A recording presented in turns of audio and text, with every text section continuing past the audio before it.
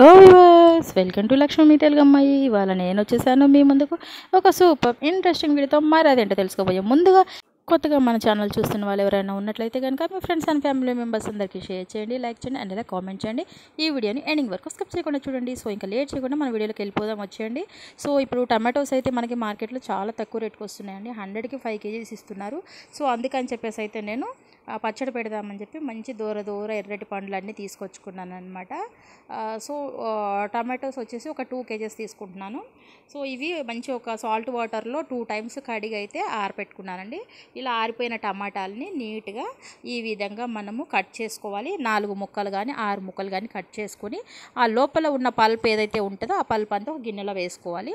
తర్వాత ఈ విధంగా చింతపండు అయితే నారలు కానీ గింజలు కానీ ఏమీ లేకుండా ఈ విధంగా విడిగా అయితే ఒలిచి పెట్టుకోవాలి.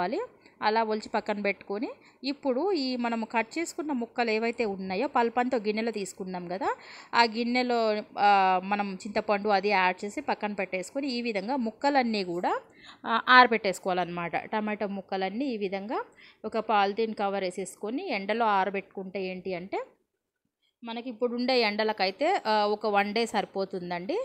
ఇప్పుడు చూడండి, ఈ పల్ప్ అంతా కూడా చింతపండు పల్పు 2 కలిపి నానబెట్టేస్తున్నాను నేను.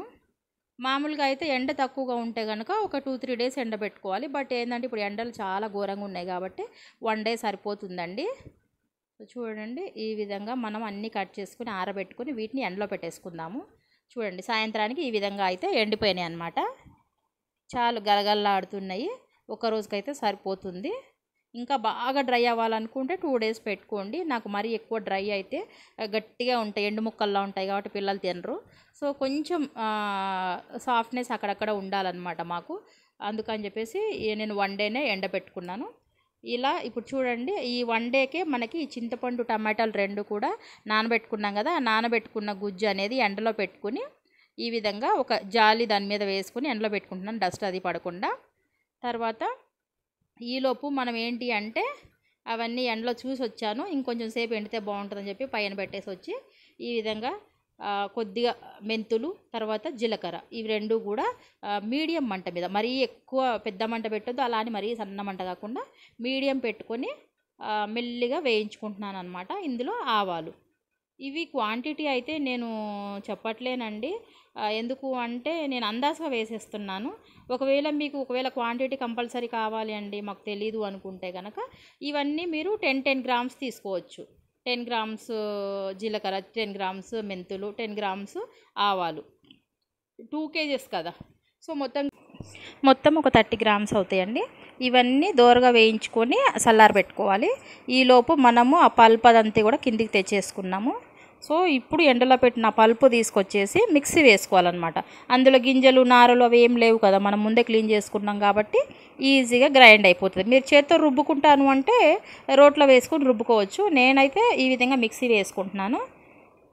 ఇదేంటి అంటే మనకి మొత్తం మెత్తగా గ్రైండ్ చేసుకోవచ్చు. ఎందుకు అంటే మనం ముక్కలు ఇందులో యాడ్ చేయట్లేదు.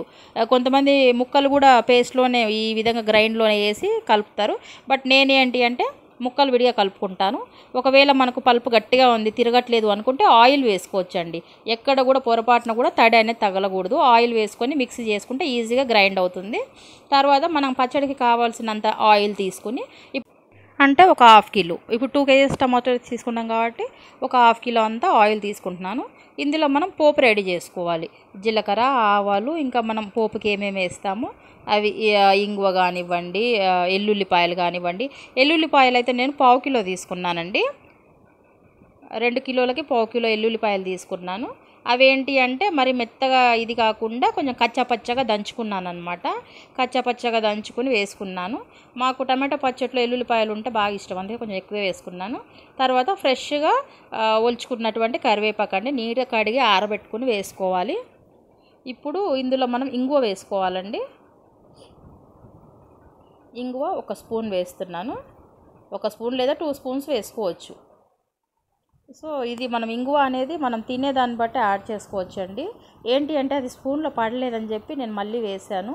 సో ఈలోపు మనం ఏంటి అంటే ఇవి మొత్తం అన్ని స్పైసెస్ మనము డ్రై రోస్ట్ చేసుకున్నాం కదా, అవి మిక్సీ చేసుకొని పౌడర్ పక్కన పెట్టుకోవాలి. ఈ విధంగా మనం పేస్ట్ చేసుకున్నాం కదా, ఆ పేస్ట్ అంతా కూడా ఒక బౌల్లో వేసుకోవాలండి. ఇందాక మనం గ్రైండ్ చేసుకున్నాం కదా ఆ పేస్ట్ అన్నమాట, చింతపండు టమాటో పేస్ట్. ఇప్పుడు ఈ 2 kgsకి నేను చింతపండు ఎంత తీసుకున్నాను, ఒక పావు కిలో అంత తీసుకున్నానండి. సో అప్పుడు 2.5 kgs అయింది కదా.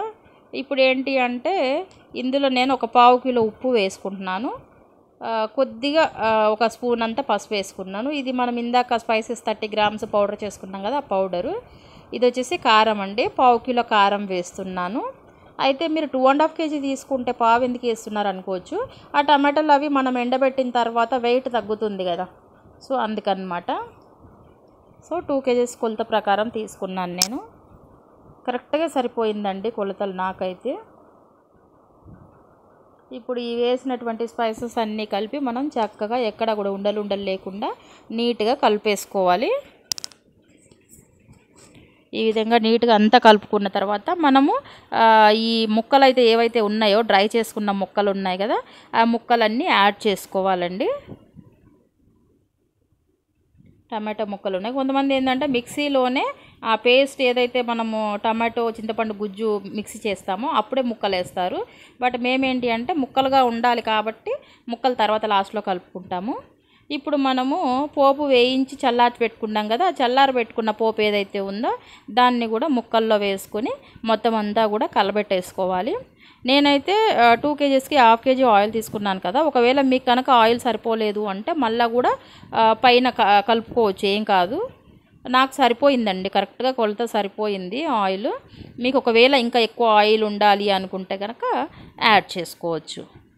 ఇదంతా కలిపితే మీకు ఇప్పుడు ఆయిల్ పైన తేలుతుంది కదా, ఇప్పుడే పోసినాం కదా, అది మొత్తం కలిపే లోపల మొత్తం డ్రై అయిపోయినట్టుగా అనిపిస్తుంది. బట్ నెక్స్ట్ డేకి కొంచెం ఆయిల్ పైకి వస్తుందండి. మనం ఆవకాయ ఏ విధంగా అయితే కలిపినప్పుడు డ్రైగా ఉండి తర్వాత కనిపిస్తుందో అదేవిధంగా టమాటో పచ్చడి కూడా అంతేనండి. మనకి తర్వాత నెక్స్ట్ డేకి కొంచెం ఆయిల్ కనబడుతుంది, టెన్షన్ లేదు. ఇప్పుడైతే మొత్తం పచ్చడి అంతా కూడా డబ్బాలకి ఎత్తి పెట్టేసుకుంటున్నానండి. ఈ పచ్చడి గనక మనకి వేడి వేడి అన్నంలో తింటే ఉంటుంది నా సామిరంగా అద్దరిపోతుందండి ఖచ్చితంగా. మా పిల్లలకైతే చాలా చాలా నచ్చింది. షాప్స్లో ఏంటంటే డైలీ ప్యాకెట్ తెచ్చుకుంటే 10 రూపీస్కి ఒక స్పూన్ కూడా రావట్లేదు, అందుకని నేను ఈ విధంగా చేశాను. సో ఇదండి మరి మన ఇవాల్టి వీడియో. ఐ హోప్ ఈ వీడియో మీ అందరికీ నచ్చిందని అనుకుంటున్నాను. మీరు కూడా ఎగ్జాక్ట్లీ కొలతలతో చేసి మీ ఇంట్లో టేస్ట్ చేసి ఎలా ఉంది అనేది నా కామెంట్ రూపంలో చెప్పండి. నెక్స్ట్ ఇంకో మంచి ఇంట్రెస్టింగ్ వీడియోతో మళ్ళీ మీ ముందుకు వస్తే అప్పటి వరకు చూస్తూ ఉండండి. లక్ష్మీ మీ తెలుగమ్మాయి. Bye, take care.